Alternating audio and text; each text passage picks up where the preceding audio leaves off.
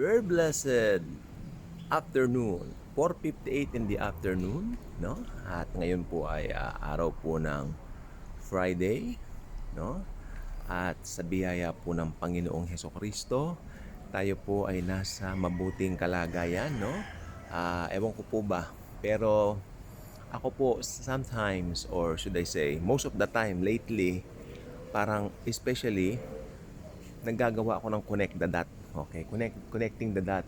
Kanina I was watching a film, ininterrupt ko lang because babalikan ko po mamaya, pinost ko lang yung TV.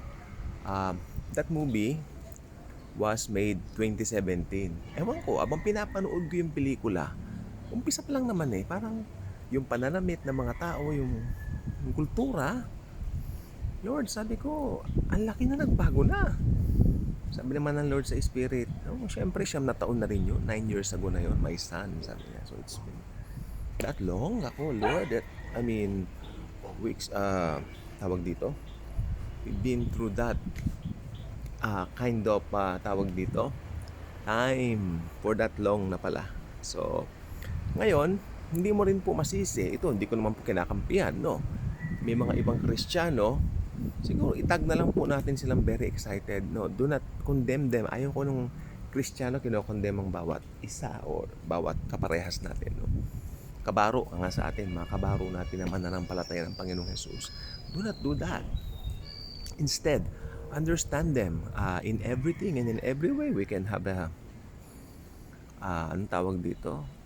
A bright solution sa mga usapin. Pero kasi ganito po yan maski po rito sa YouTube, as long as you are a keen observer of the videos that many Christians are posting nowadays, ganitong sabi nila, ngayon daw nakikita na natin yung big reset at mag-ingat daw tayo. Ito na po yung striking. Both mas marami pong vlog sa English kaysa po sa Tagalog. Pero may ilan pong, hindi ko na babanggitin yung mga ilan pong mga channels na nagsasabi, mag-iingat daw ang mga mananampalataya kasi raw baka matatakan daw tayo ng mark of the beast. O, kita nyo na po, without rightly dividing the scripture, talaga naman, wala na, di ba? Hindi mo na, sapul na sa utak, parang naano ka na, parang ikaw ay parang kling, ayan na, nasapul ka na, parang matatakot ka na, mangangamba ka na, without going to the Word of God, which is very important. Sapagkat pag inaral mo ang Bible, meron po siya mga context, no? Meron siyang mga, sabi nga ni Joseph Prince, context is king. So you cannot just open it, read it, tapos pang-Hudyo pala yun tapos ganoon din po yun. Sa tingin ko, yung mga nagsasabi na baka raw matatakan tayo, at ito pa ang maling, ito ulit-ulitin ko, yung AI na yan, sabi nila, yan daw ang Antichrist. Actually, English na vlog hindi ko alam kung ano siya. Pero may Tagalog din. Pero sa English siya marami. Yung AI daw ang Antichrist. Naku, maraming bababanggayan na verse. Kasi unang-una, paano magiging, anong tawag doon?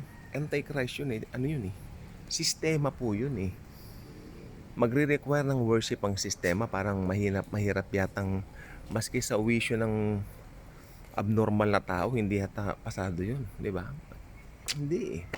Hindi po talaga pwede, no? Ang sabi nila, baka raw magpatatak ang mga believers. Paano matatatak ang mga believers? Back to the Bible tayo. Sa Bible po, bago dumating yung event ng tribulation, which is 7 years, no? Irarapture muna ni Kristo ang kanyang church. Yan po parang sirang plaka, sirang CD, whatever you may call that. I don't care. Pero kung hindi naman po ako nakapanood ng gano'n, hindi ako mag-vlog dito. At saka yung naranasan ko kanina rin na nanonood ako ng, parang ang layo na nung 2017. That movie was, nakalagay doon sa details sa YouTube. Pinalabas daw yata yun sa TV, July ng 2017 or earlier. No? Parang ang layo na sa panahon natin ngayon.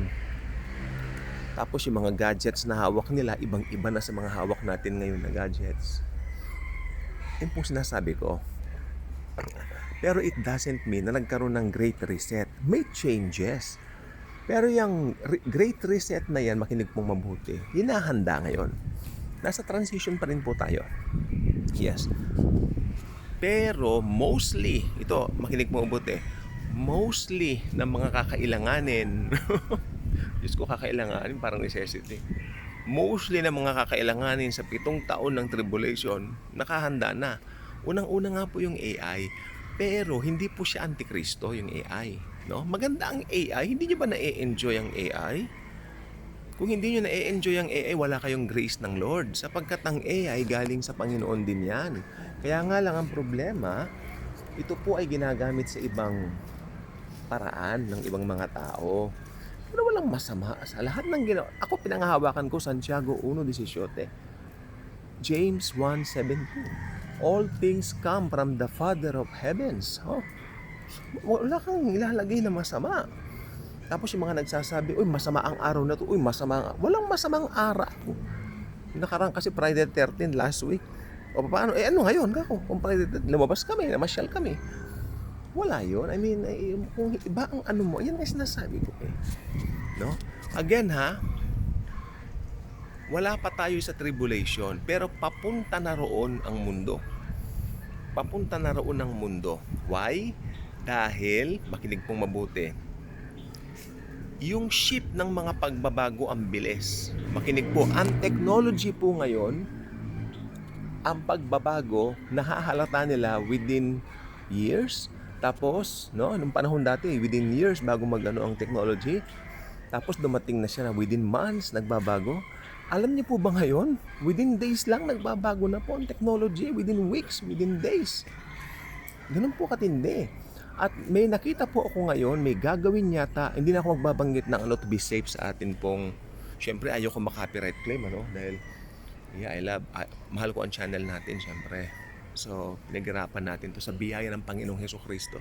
Isang malaking company, alam niyo na, gumagawa ng mga ganito, mga telepono, ang iba na raw ang kanilang gagawin. Parang, yan, ganyan, salamin na raw, nasa salamin na lahat. Pero sabi ko, katsura naman nun. Mas gusto ko pa rin talaga yung ganitong cellphone. Diba? Hawak-hawak mo, personal sa'yo. Physical cellphone siya. Pero alam nyo kung saan papunta talaga ang mundo, wala tayong magagawa.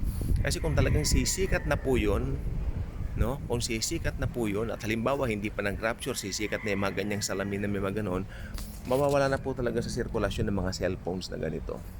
Pati yung mga smartwatch, mawawala na sa sirkulasyon yan dahil iba na ang uso. Diba? Parang yung mga plaka dati, vinyl record, CD, cassette, wala na ngayon. Yan, nakakapanood ako dito sa YouTube, mga luma, mga dati. Yung mga dati may mga plaka, mga nagpapatugtog ng cassette tape, ng CD, pumupunta sa record store, bumibili ng mga DVD, ng mga palabas. Then, magdi-decide ang buong family kung anong panunuorin, sama-samang nanonood, di ba? Ang laki na po na nagbago. Yung sinasabi ko, 2017 lang yun, parang napaupo ko kanina, sabi ko, Diyos ko, kako Lord. Laki na nagbago. Sa pananamit, at saka yung, basta yung konteksto ng pelikula, makikita mo eh. Yung kung paano ginawa yung resolution ng kanilang movie. Kaya sabi ko po sa inyo, nagbabago pong talaga.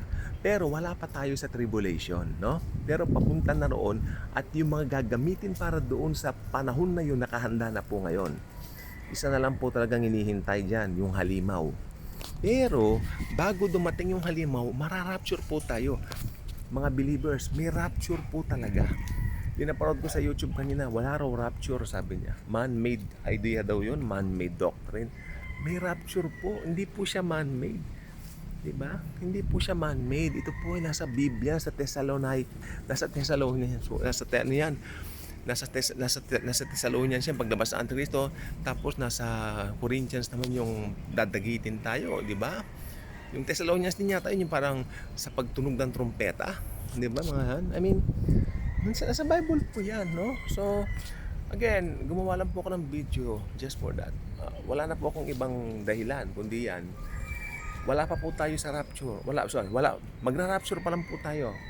Wala pa tayo sa tribulation, ulit-ulitin ko yan, no? At hindi tayo kailanman makakatikim na baka magpatatak tayo kasi hindi mangyayari yun. Dadagitin na po tayo ni Lord Jesus bago dumating ang 7 years of tribulation. So yan ang aking trabaho dito and that's my job, na imulat kayo sa katotohanan na wala pa tayo, no, sa tribulation. Huwag maniniwala sa mga napapanood, no, dahil wala pa tayo sa tribulation. Pero maging ka good vibes ka na bago dumating ang rapture para mas happy while waiting for Jesus. God bless.